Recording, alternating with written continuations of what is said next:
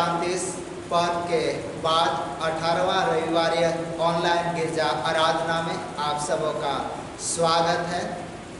और आज की आराधना को आरंभ करने से पहले एक गीत गाएंगे।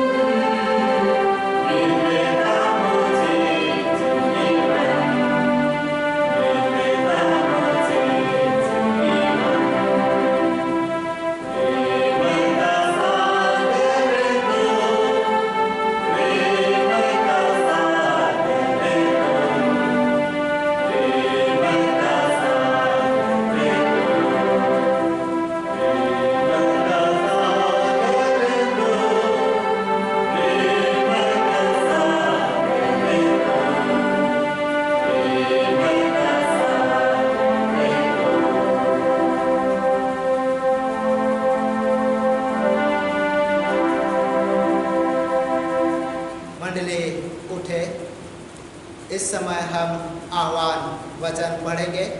आह्वान वचन भजन संहिता भजन संख्या 19 पद 1 और 2।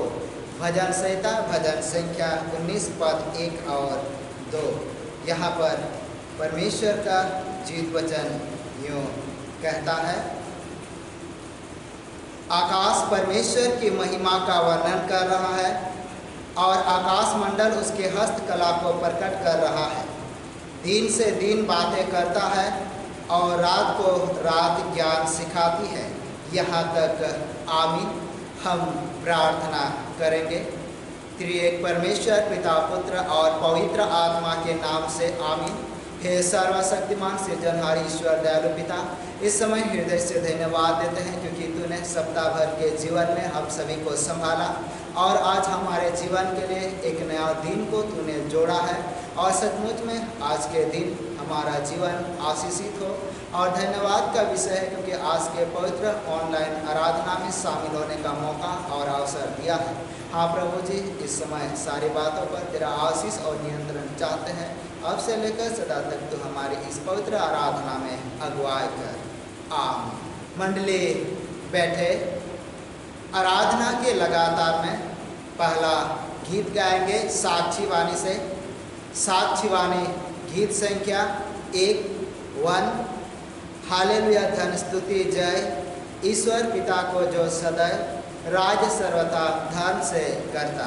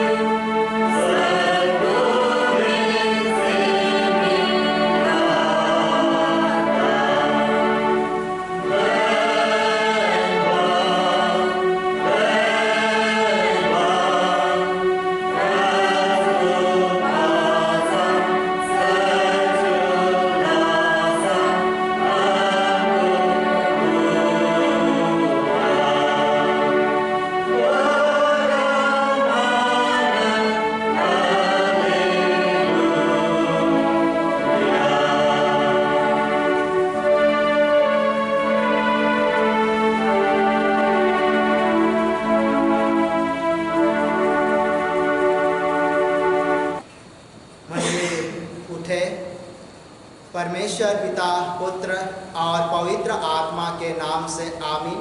हमारी सहायता ईश्वर के नाम से जिसने स्वर्ग और पृथ्वी को सिरजा।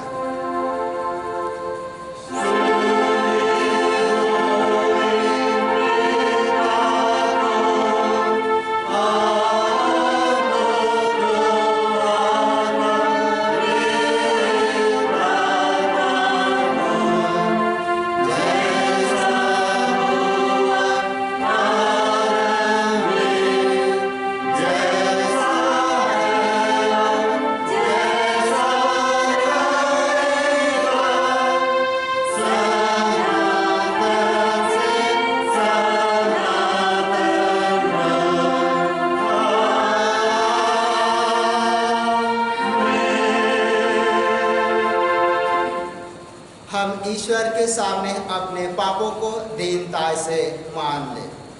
हे सर्वशक्तिमान ईश्वर दयालु पिता, हम दीनता से अपने सब पाप और अपराधों को तेरे सम्मुख मान लेते हैं। तू अपने प्रिय पुत्र हमारे प्रभु यीशु ख्रीष्ट के कारण हम पर दया दृष्टि कर और हमारे सब पापों को क्षमा कर। आमीन।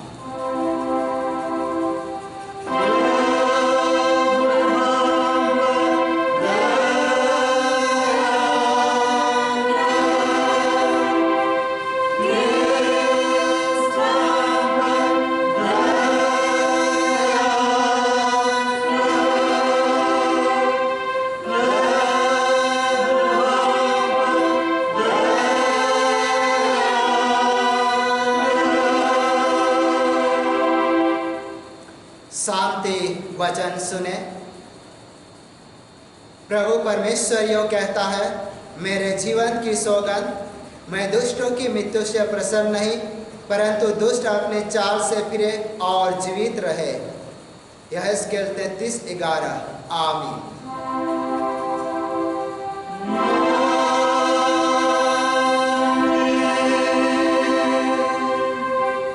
मंडली उठे।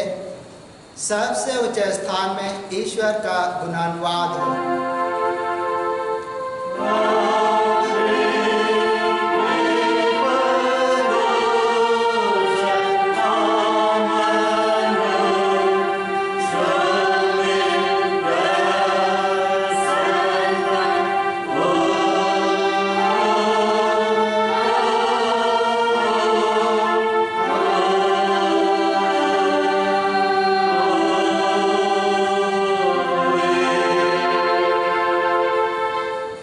प्रभु आप सबों के संग होए।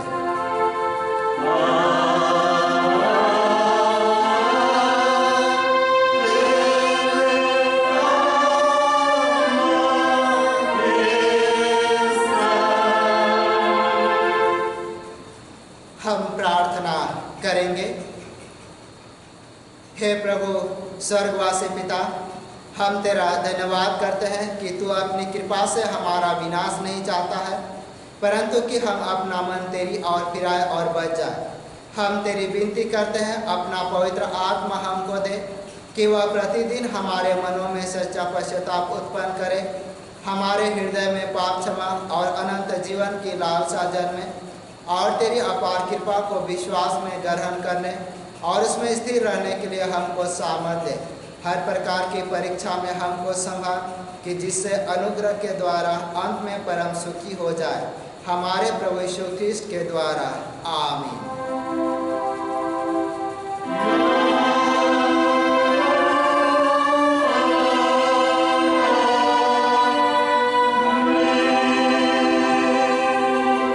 इस समय पहला पाठ वचन पढ़ेंगे। पहला पाठ वचन याकूब की पत्री अध्याय संख्या 2 और पद संख्या 10 से लेकर आगे 17 तक। याकूब की पत्री अध्याय संख्या 2 और पद संख्या 10 से लेकर आगे 17 तक। यहाँ पर परमेश्वर का जीवित वचन यूँ लिखा हुआ है, क्योंकि जो कोई सारी व्यवस्था का पालन करता है परंतु एक ही बात में चूक जाए तो वह सब बातों में दोषी ठहर चुका है। इसलिए कि जिसने यह कहा तू व्यभिचार ना करना, उसी ने यह भी कहा तू हत्या ना करना। इसीलिए यदि तूने व्यभिचार तो नहीं किया पर हत्या को की तो भी तू व्यवस्था का उल्लंघन करने वाला ठहरा। तुम उन लोगों के समान वचन बोलो और काम भी करो जिसका न्याय स्वतंत्रता की व्यवस्था के अनुसार होगा, क्योंकि जिसने दया नहीं की उसका न्याय बिना दया के होगा। दया न्याय पर जयवंत होती है। हे मेरे भाइयों, यदि कोई कहे कि मुझे विश्वास है पर वह कर्म ना करता हो तो इससे क्या लाभ? क्या ऐसा विश्वास कभी उसका उद्धार कर सकता है? यदि कोई भाई या बहन नंगे उघाड़े हो और उन्हें प्रतिदिन भोजन की घटी हो और तुम में से कोई उनसे कहे कुशल से जाओ, तुम गर्म रहो और तृप्त रहो, पर जो वस्तु देह के लिए आवश्यक है वह उन्हें ना दे तो क्या लाभ? वैसे ही विश्वास भी यदि कर्म सहित ना हो तो अपने स्वभाव में मरा हुआ है। यहाँ तक आमीन। तेरा धन्यवाद हो हे कृष्ण यीशु। हालेलुया।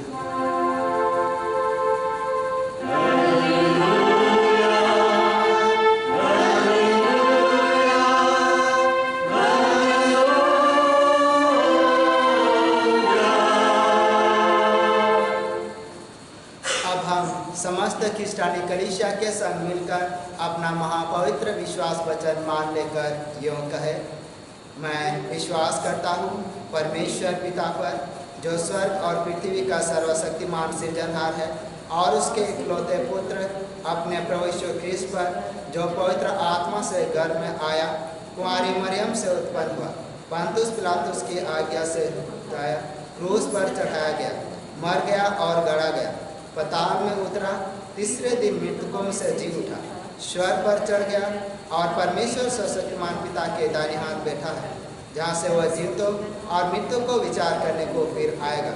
मैं विश्वास करता हूँ पवित्र आत्मा पर, एक ही पवित्र ख्रिस्तानी कलीसिया, पवित्रों की संगत पर, पापों की क्षमा, देह के जी उठने और अनंत जीवन पर। आमीन।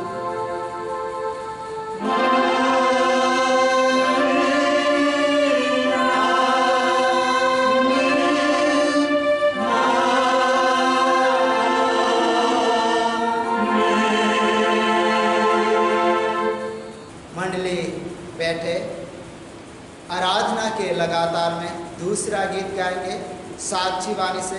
साक्षी वाणी गीत संख्या 272 272। दिल मेरा ले ले प्यारे यीशु, तूने इसे बनाया है।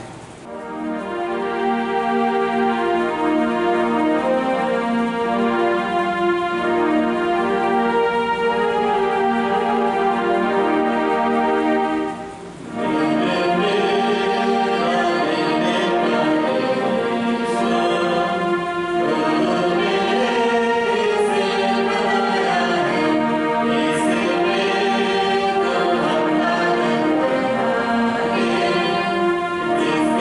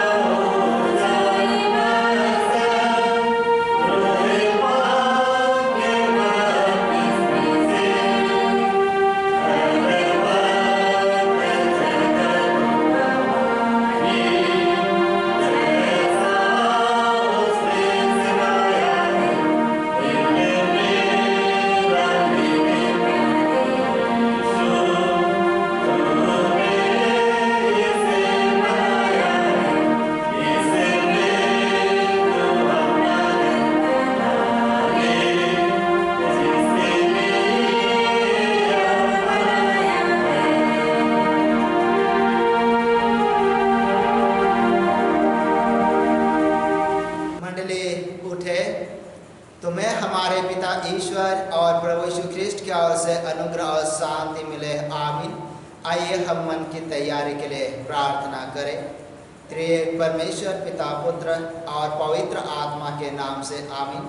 हे सर्वशक्तिमान सृजनहार ईश्वर, दयालु पिता और उद्धारकर्ता प्रभु यीशु और अगुवाई और सामर्थ देने वाला पवित्र आत्मा, इस समय हृदय से धन्यवाद देते हैं क्योंकि तूने आज अपने पवित्र वचन को हम हर एक के जीवन में रखने और हमारी अगुवाई करने के लिए दिया है।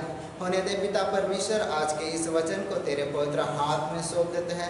आप ही हवा परमेश्वर कर प्रत्येक के हृदय में बो, ताकि वो एक दिन बड़ा होकर फलवंत होने पाए और मसीही जीवन में आशीष और अनुग्रह के रूप में वो बढ़ने पाए।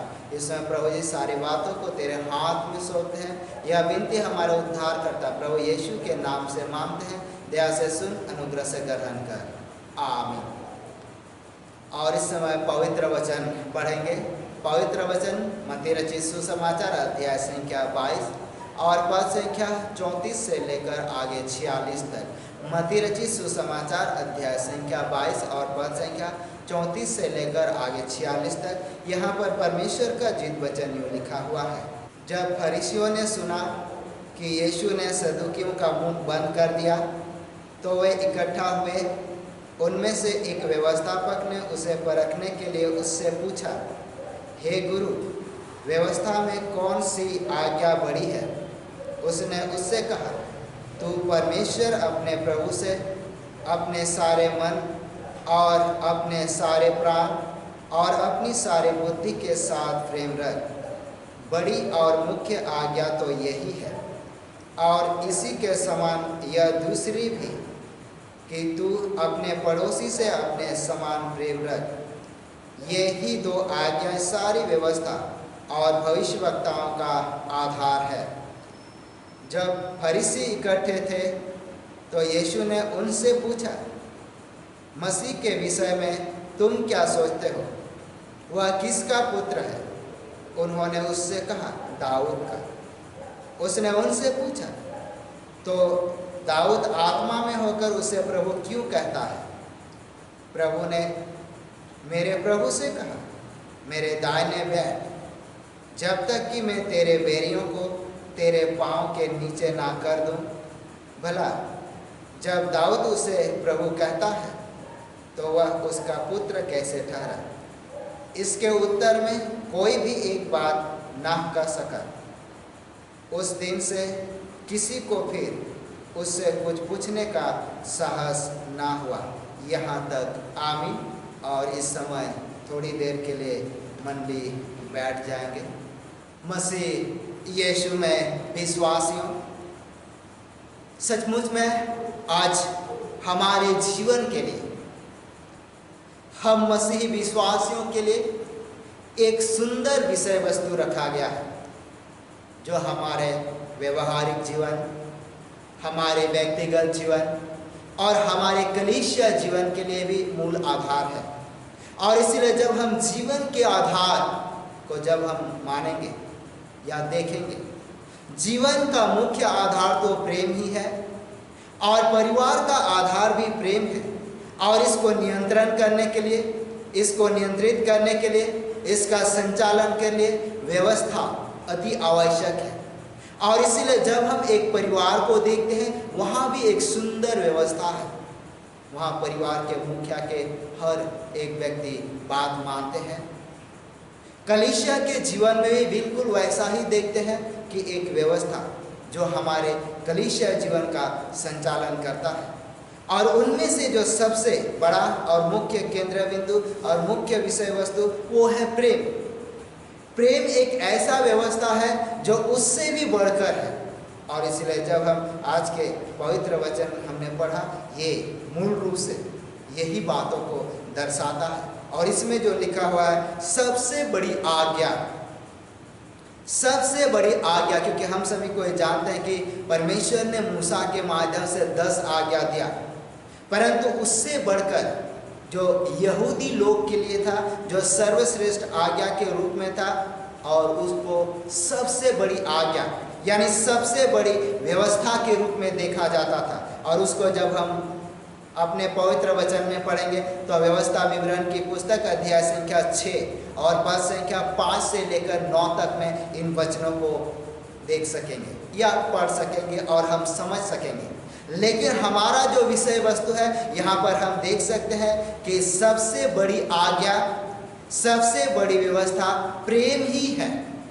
और जब हम इस बातों में आगे बढ़ेंगे तो प्रेम और प्रेम का अर्थ को समझना साधारण सी बात नहीं है। जब हम यूनानी दृष्टिकोण से देखें, हम जब ग्रीक में देखें, हम लोग जनरली प्रेम को प्रेम ही कहते हैं, परंतु जब हम ग्रीक भाषा में देखेंगे, यूनानी भाषा में देखेंगे, उसमें प्रेम के अलग अलग अर्थों को बताया गया है और उनका अलग अलग नाम दिया गया है। और उनमें से जब हम पहला देखेंगे जिसमें अगापे, अगापे और अगापे एक ऐसा प्रेम है जिसमें देखभाल की भावना है, जिसमें केयर है, जिसमें एक व्यक्ति के विषय में चिंता जाहिर किया जाता है और उसके ज़रूरतों के विषय में बातचीत किया जाता है। और ये जो प्रेम है ये निस्वार्थ प्रेम है, ये बलिदानी प्रेम है। और ये प्रेम हम परमेश्वर और मानव जाति के जीवन में देखते हैं कि परमेश्वर ने मानव जाति से जो निस्वार्थ बलिदानी प्रेम प्रकट किया है वो प्रेम है। और इसीलिए वचन में यीशु भी यही प्रेम को दर्शाता है। परंतु जब हम दूसरे देखते हैं, दूसरा प्रेम जो यूनानी में जिसको हम इरोस कहते हैं, और ये इरोस एक ऐसे प्रेम को प्रकट करता है जिसमें काम भावना है, कामुकता है, यानी पति पत्नी का प्रेम, जिसमें हम अगर उदाहरण के तौर पर हम इस प्रेम को आदम और हवा के जीवन में देख सकते हैं। और ये प्रेम एक ऐसा प्रेम है जिसमें काम भावना निहित है। और इसलिए जब हम इस प्रेम को देखते हैं ये पति पत्नी का प्रेम है, जैसे आदम और हवा के जीवन में हम लोग बाइबल के उत्पत्ति में देख सकते हैं। और जब हम तीसरी प्रेम की बातचीत करेंगे उसको फिलिया, जो यूनानी भाषा है फिलिया, यूनानी शब्द ने फिलिया कहा था। और ये एक मित्रता का प्रेम है, मित्रता का प्रेम। और मित्रता एक व्यक्ति से भी हो सकता है, मित्रता ज्ञान से भी हो सकता है, मित्रता हम कला से भी देख सकते हैं। और इस जो फिलिया का प्रेम का जो अर्थ है ये मित्रता का प्रेम भाव है। और जब हम चौथे को देखते हैं यहाँ स्तोर के, और ये चौथा प्रेम, और इसमें हम देखेंगे जिसमें वासना नहीं है, ऐसा प्रेम जिसमें किसी प्रकार का वासना नहीं है परंतु अच्छाई को प्रकट करता है। परंतु यहाँ जो प्रेम के विषय में परमेश्वर ने इस वचन में रखा ये है अगापे। और इसलिए हम जब इन बातों को देख लिए कि वास्तव में जो प्रेम के 4 रूप है यूनानी शब्द में, उनको हमने देखा। जब हम आज के पवित्र वचन में जब जाते हैं यहाँ फरीसी और सदूकी के बीच में प्रभु यीशु है और वहाँ पर एक व्यवस्थापक है जो व्यवस्था को बहुत अच्छी तरह से जानता है, व्यवस्था का ज्ञान है, व्यवस्था का नॉलेज है और उस व्यवस्था के अनुसार वो जीवन भी जीता है। और वो पूछता है प्रभु यीशु से, हे गुरु कहकर, यहाँ हे गुरु कहकर यहाँ वचन में ये लिखा हुआ। अगर हम मत्ती रचित सुसमाचार 22 का 36 में पढ़ेंगे, यहाँ वचन कहता है, हे गुरु, व्यवस्था में कौन सी आज्ञा सबसे बड़ी है? यहाँ पर यीशु ने उससे कहा, तू अपने परमेश्वर प्रभु से अपने सारे मन और अपने सारे प्राण और अपनी सारी बुद्धि के साथ प्रेम रख। और ये पहली आज्ञा है। और दूसरी, अपने पड़ोसी से अपने समान प्रेम रख, परमेश्वर का प्रेम। यहाँ पर वचन में कहता कि तू अपने सारे मन से, अपने सारे प्राण से, अपनी सारी बुद्धि से, अपनी सारी शक्ति से प्रेम रखना। और ये हम अगर एक तर्क शास्त्र के आधार पर देखें तो हम कह सकते हैं कि हम क्यों प्रेम रखें। परंतु जब हम इसका उत्तर को देखेंगे कि परमेश्वर हमारा सृष्टि करता है, परमेश्वर हमारा रचयिता है, परमेश्वर हमारे जीवन को आशीषित करता है, परमेश्वर हमारे जीवन को फलवंत करता है, परमेश्वर हमें हर एक जरूरत चीज़ों को प्रदान करता है। और इसीलिए हमें परमेश्वर से प्रेम रखना बहुत जरूरी है। जिसको हम अगर उत्पत्ति की पुस्तक अध्याय संख्या 1 और पद संख्या 26 से लेकर 28 तक में देखेंगे कि परमेश्वर ने संपूर्ण जगत को बनाया, संपूर्ण जीव जंतु को रचा और उनका स्वामी हम मनुष्य को ठहराए, और इसलिए हम परमेश्वर से प्रेम रखते हैं। और ये हमारा व्यवस्था का भाग है। ये केवल पवित्र शास्त्र में दिया गया व्यवस्था ही नहीं, परंतु ये एक मानव व्यवस्था, एक विवेक भी है कि हम अपने सृजनहार, हम अपने सृष्टिकर्ता, हम अपने रचयिता जो हमें खिलाता है, पिलाता, हमारी देखभाल करता है, उससे हम प्रेम करें। और इसलिए ये निस्वार्थ भाव, निस्वार्थ प्रेम हम देख सकते हैं क्योंकि परमेश्वर ने हमसे किया, और इसलिए हमें भी चाहिए कि हम उससे प्रेम करें। चाहे हम तन से देखें, मन से देखें, धन से देखें, बुद्धि से देखें, सामर्थ से देखें, और इन सारी चीज़ों से हमें प्रेम रखना है। और हम क्या प्रेम करेंगे, उससे पहले परमेश्वर हमसे प्रेम करता है, जिसको अगर हम वचन में पढ़ेंगे तो पढ़ सकते हैं पहला यूहन्ना उसका 4:10, वहाँ पर इन वचनों को देख सकें। हमने परमेश्वर से प्रेम नहीं किया, या प्रेम इसमें नहीं कि हमने परमेश्वर से प्रेम किया, पर प्रेम इसमें है कि परमेश्वर ने हमसे प्रेम किया। और सचमुच में यह वचन सत्य है। अगर जब हम विस्तार पूर्वक देखेंगे, जिसको हम यूहन्ना रचित सुसमाचार अध्याय संख्या 3 और पद संख्या 16, जो पवित्र बाइबल का गोल्डन वर्स है, स्वर्ण वचन है, और उसमें यही बात लिखा है कि परमेश्वर ने जगत से प्रेम रखा, और जब वो प्रेम करता है तो कुछ देता है। इसीलिए उसने प्रेम रखा तो अपने एकलौते पुत्र को दिया, जगत की सुरक्षा के लिए, जगत के उद्धार के लिए, हमारे उद्धार के लिए, कलीसिया के उद्धार के लिए, मानव जाति के कल्याण के लिए। और इसलिए हम आज के वचन में देख पाए कि सचमुच में कितना महत्वपूर्ण है प्रेम, और इसलिए हम परमेश्वर से प्रेम रखते हैं क्योंकि उसने हमसे प्रेम किया है। और उससे बढ़कर जब हम वचन में आगे बढ़ेंगे तो कई ऐसे वचन को देख सकते जो सकारात्मक है। जब हम वचन में पढ़ेंगे प्रेम सबसे बड़ा है, जिसमें अगर हम पहला कुरिन्थ उसका 13 में देखेंगे, वहाँ विश्वास है, आशा है और प्रेम है, परंतु उसमें जो बड़ा है वो प्रेम है। और इसीलिए जब हम प्रेम में बने रहते हैं तो सचमुच में हम आशीष के भागी होते हैं। और दूसरी खंड जो दूसरा भाग है, उसमें हम देखते हैं पड़ोसी से प्रेम, पड़ोसी से प्रेम रखना।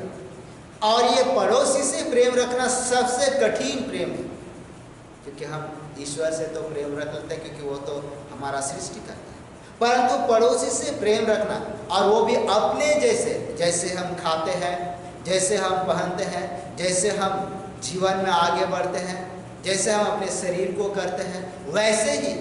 और ये प्रेम तो बिल्कुल कठिन है, परंतु पवित्र शास्त्र में जब हम आगे बढ़ेंगे, ये प्रेम बिल्कुल कठिन नहीं है। अगर हम चाहे तो, हमारा दिल चाहे तो, हमारा विवेक चाहे तो, हम इस प्रेम को बहुत इजीली कर सकते हैं। और इसको हम अपने पवित्र वचन में भी देख चुके हैं। और इसको जब हम लूका रचित सुसमाचार जो पड़ोसी प्रेम है उसका जो सकारात्मक दृश्य है उसको हम पढ़ेंगे तो लूका रचित सुसमाचार अध्याय संख्या 10 और पद संख्या 25 से लेकर 37 तक में पाएंगे। और यहाँ पर वचन में हम देखेंगे दयालु सामरी है और एक घायल अधमरा यात्री है, जो डाकुओं के द्वारा उस यात्री को घायल किया जाता है, सब कुछ लूट लिया जाता है। और वैसे परिस्थिति में यहाँ दयालु सामरी उनके ऊपर, उस घायल यात्री के ऊपर, अधमरा यात्री के ऊपर अपना धन संपत्ति खर्च करता है। जब वो किसी गधे से या घोड़ा से यात्रा कर रहा था, उसको उसने प्रदान किया, उसी पर बैठाकर उसको सराय लाया। वो बेचने के लिए या अपने इस्तेमाल के लिए तेल और दाखरस रखा था, उनको उनके घाव में लगाए, घाव को धोया और उनकी सेवा टहल की।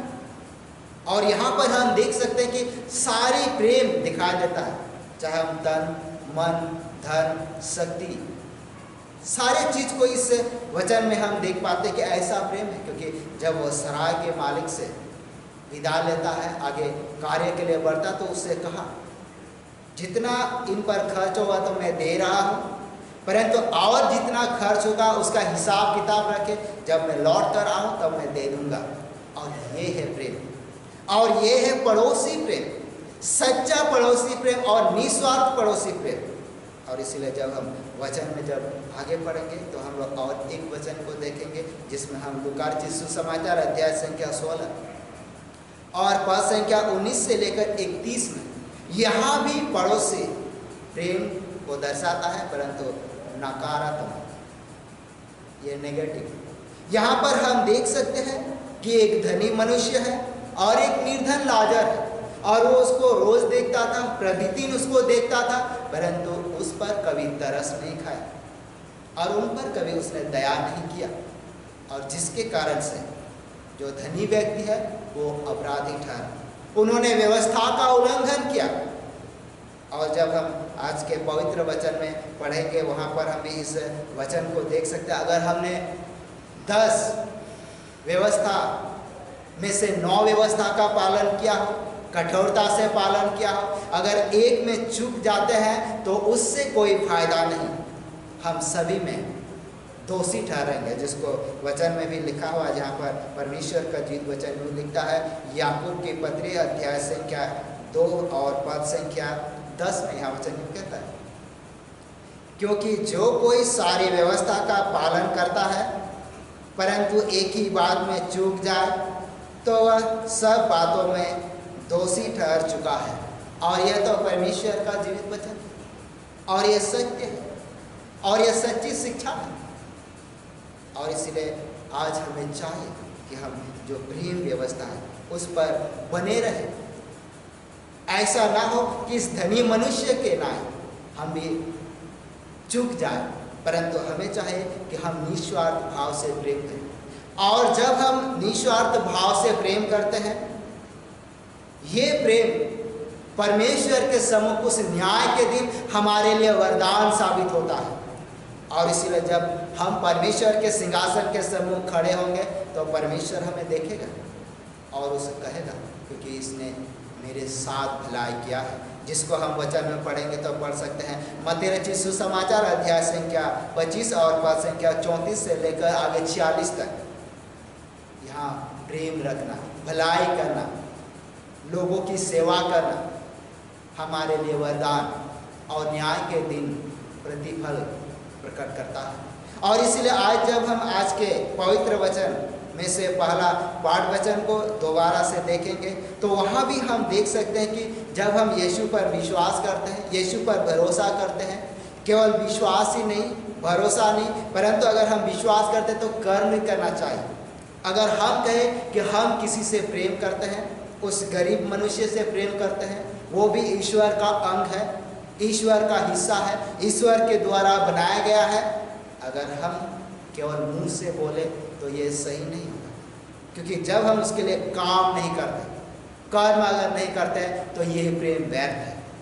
और इसीलिए जब हम आज के पवित्र वचन में देखेंगे, जिसको हम याकूब की पत्री अध्याय संख्या 2 और पद संख्या 15 से आगे उसको कार्य रूप देना है, जहाँ पर वचन में लिखता है, यदि कोई भाई या बहन नंगे उघाड़े हो और उन्हें प्रतिदिन भोजन की घटी हो और तुम में से कोई उनसे कहे कुशल से जाओ, तुम गर्म रहो और तृप्त रहो, पर जो वस्तुएं देह के लिए आवश्यक है वह उन्हें ना दो तो क्या लाभ। वैसे ही विश्वास भी यदि कर्म सहित ना हो तो अपने स्वभाव में मरा हुआ है।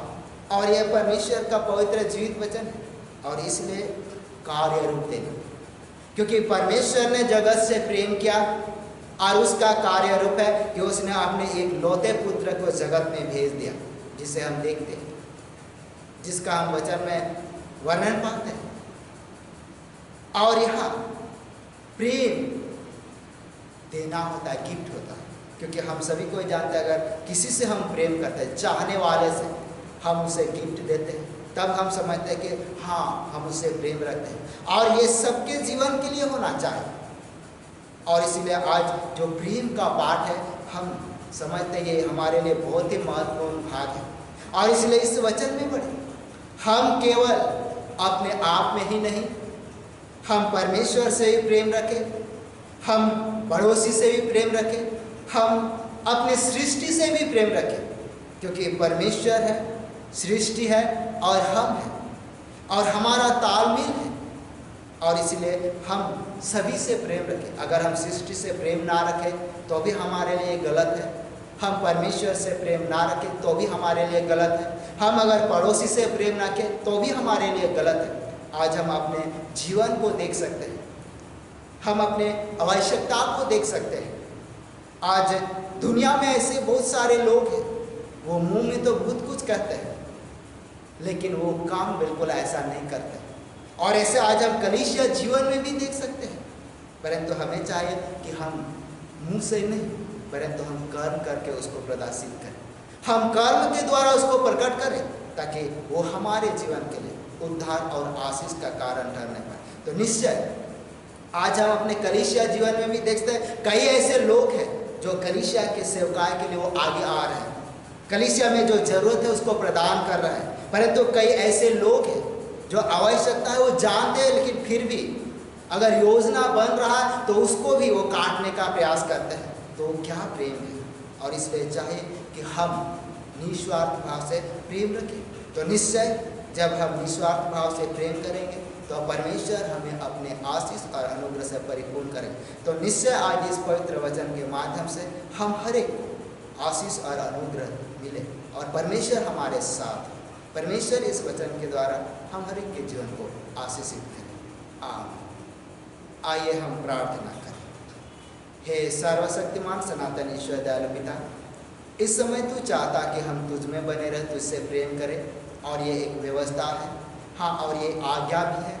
हाँ प्रभु जी, हम तुझसे प्रेम करते हैं, तेरे वचनों पर बने रहना चाहते हैं, तेरे पवित्र सेवकाई में आगे बढ़ना चाहते हैं। परंतु प्रभु जी इस संसार जीवन में कई बाधाएं हैं, कई रुकावटें हैं, तो उनको दूर कर। जब हम आज इस ऑनलाइन आराधना में बीच में आए, वैसे ही हम एक दूसरे से प्रेम रखें और तुझे महिमा दे पाए। इस समय प्रभु सारी बातों को तेरे पवित्र हाथ में सौंप देते हैं और यह विनती हमारा उद्धार करता है प्रभु यीशु के नाम से मांगते हैं, दया से सुन, अनुग्रह से ग्रहण कर। और ईश्वर की शांति जो समस्त ज्ञान से ऊर्ध्व है, ख्रीष्ट यीशु में प्रत्येक के हृदय और मन की रक्षा करे, अब से सनातन।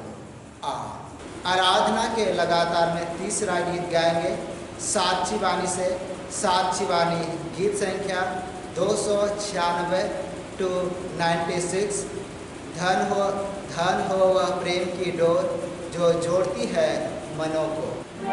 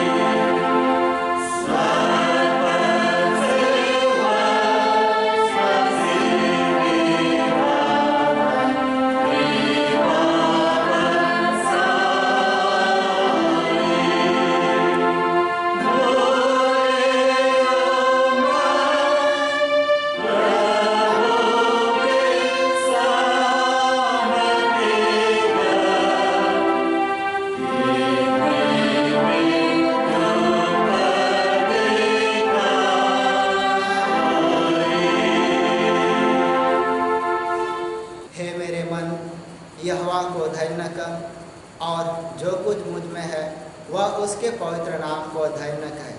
हे मेरे मन, यहोवा को धन्य कर और उसके किसी उपकार को ना भूलना। वही तो तेरे सारे अधर्म को क्षमा करता है और सारे रोगों से चंगा करता है। आमीन। हे सर्वशक्तिमान सृजनहार ईश्वर, दयालु पिता और उद्धारकर्ता प्रभु यीशु और अगुवाई करने वाला पवित्र आत्मा, इस समय हृदय से धन्यवाद देते हैं प्रभु जी। धन्यवाद इसलिए देते हैं क्योंकि तूने हम सभी को सप्ताह भर के जीवन में संभाला और आज तूने पवित्र आराधना में शामिल होने का मौका और अवसर दिया है। हाँ प्रभु जी, इसके साथ साथ उन सभी प्रियजन को तेरे हाथ में सौंप देते हैं जो आज के दिन तुझे हृदय से धन्यवाद देना चाहते हैं, और प्रत्येक उन सभी धन्यवादी अभिलाषी को तेरे हाथ में सौंप देते हैं। हाँ प्रभु जी, जबकि वो इस पवित्र ऑनलाइन आराधना में तुझे धन्यवाद देना चाहते हैं, हाँ पिता, तू उनके धन्यवादी मन हृदय को ग्रहण कर, ताकि आने वाले दिन उससे भी बढ़कर तो अपने आशीष और अनुग्रह और उद्धार के कामों को प्रकट कर। हाँ प्रभु जी, इस समय इस एक एक को तेरे नाम में सौंप देते हैं, जो पिता परमेश्वर तूने सप्ताह भर के जीवन में आशीष और अनुग्रह प्रदान किया, और जो कोई कमज़ोर थे, दुर्बल थे, तूने उनको चंगाई दिया, और उसके साथ साथ पारिवारिक जीवन में तूने ढेर सारे आशीष और अनुग्रह को प्रदान किया है। और इसमें पिता परमेश्वर हमसे मिलकर तुझे हृदय से धन्यवाद देते हैं, और आप ही यह परमेश्वर कर हम हर एक के धन्यवादी मन हृदय को ग्रहण कर, ताकि आने वाले दिन पिता परमेश्वर तेरा सामन और तेरा अनुग्रह हम सभी के जीवन पर बना रहे। और ये तो हमारे उद्धारकर्ता प्रभु यीशु मसीह के माध्यम से है, क्योंकि तूने हमारे जीवन को अपने पवित्र महिमा के निमित्त बुलाया, और ये एक सचमुच में एक अनुग्रह का विषय वस्तु है। इसमें प्रभु हर एक बात पर तेरी महिमा स्तुति चाहते हैं, और हे ईश्वर पिता, यह विनती हमारा उद्धारकर्ता प्रभु यीशु के पवित्र नाम से है। आमीन।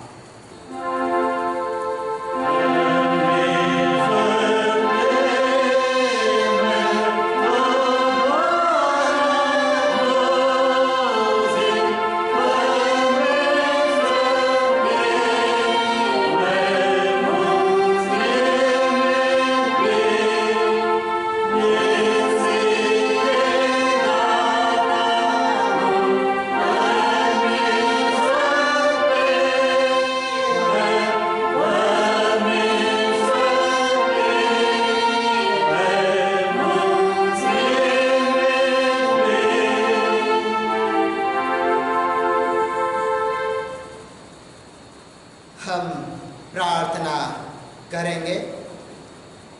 हे प्रभु परमेश्वर स्वर्गवासी पिता, हम तेरी विनती करते हैं अपने क्रिस्टियानी कलीसिया और उसके सारे सेवकों की अगुवाई कर, कि वे तेरे वचन के निर्मल उपदेश में ठहरे, जिससे सच विश्वास और प्रेम हम में बढ़े और निभाया जाए।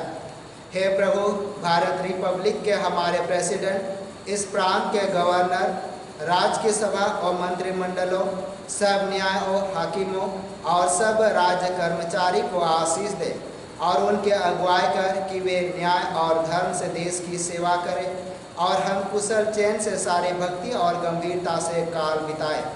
हमारे कलीसियाई सेंट्रल काउंसिल, डायसिस काउंसिल और कलीसिया के अन्य मंडली सभाओं को आशीष दे, कि वे इस मंडली को तेरे पवित्र इच्छा के अनुसार चलाए। जगत की लूथरन कलीसिया और देश विदेश के हमारे सभी ख्रिस्त विश्वासी मित्रों को आशीष दे, कि हम ख्रिस्तीय प्रेम और सहयोग में आगे बढ़े और जगत में तेरी साक्षी के लिए अधिक सामर्थ पाए। हमारे कलीसिया के सब कामों पर आशीष दे, लड़के लड़कियों की शिक्षा पर आशीष दे, कि वे तेरे भय प्रेम और भरोसा में बढ़ते जाए। कलीसिया के विद्यालयों, शिक्षण प्रशिक्षण महाविद्यालयों और अन्य संस्थाओं को संभाल और उनकी बढ़ती दे, और उनके द्वारा कलीसिया के लिए आत्मिक और लौकिक आशीष दे। खेती बाड़ी और हर एक काम उद्यम को सफल कर, जिससे हर कोई सुविवेक से तेरे आगे चले और अपनी जीविका आप ही पाए।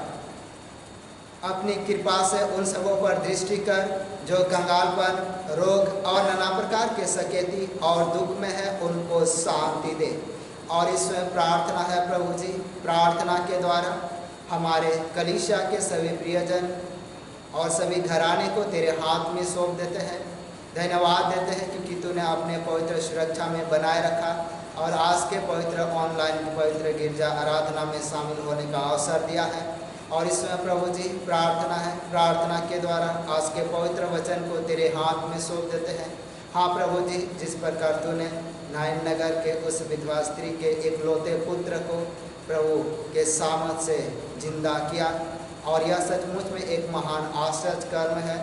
और सचमुच में इसमें सीखने वाली बात है कि जहाँ पर शोक है, जहाँ पर अशांति है, जहाँ पर पीड़ा है, जहाँ पर दर्द है, अगर वहाँ यीशु आ जाए और यीशु को स्थान दिया जाए तो सारी पीड़ा और अशांति दूर हो जाती है, और वहाँ शांति और आनंद और मेल मिलाप ही मेल मिलाप दिखाई देता है।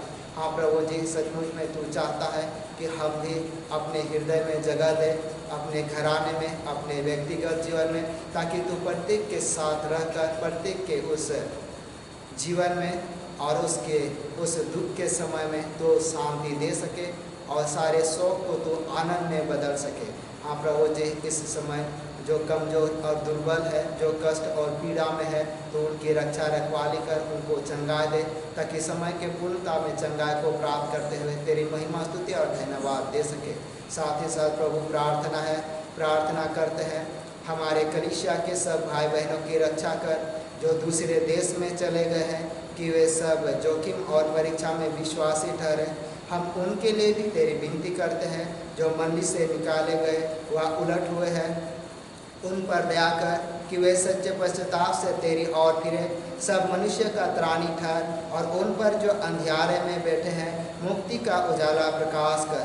हमको अपश्चातापी मृत्यु से बचा, और अंत में अपने प्रिय पुत्र हमारे प्रभु यीशु ख्रिस्त के द्वारा स्वर्ग राज में ग्रहण कर। आमीन। हम प्रभु की प्रार्थना से प्रार्थना करेंगे। हे हमारे पिता, तू जो स्वर्ग में है, तेरा नाम पवित्र किया जाए, तेरा राज आए, तेरी इच्छा जैसे स्वर्ग में से पृथ्वी पर भी हो। हमारे प्रतिदिन की रोटी आज हमको दे, और हमारे अपराधों को क्षमा कर, जैसे हमने अपने अपराधों को क्षमा करते हैं। और हमको परीक्षा में मत डाल, परंतु बुराई से छुड़ा, क्योंकि राज और पराक्रम और महात्म सदा तेरी ही है। आमीन।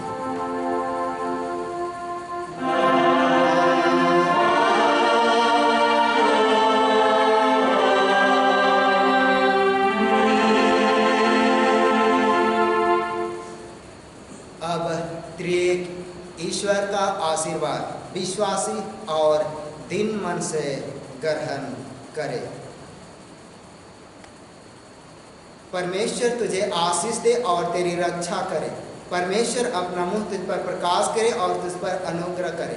परमेश्वर अपना मुँह तुझ पर प्रकाश करे और तुझे कुशल देवे। आमीन।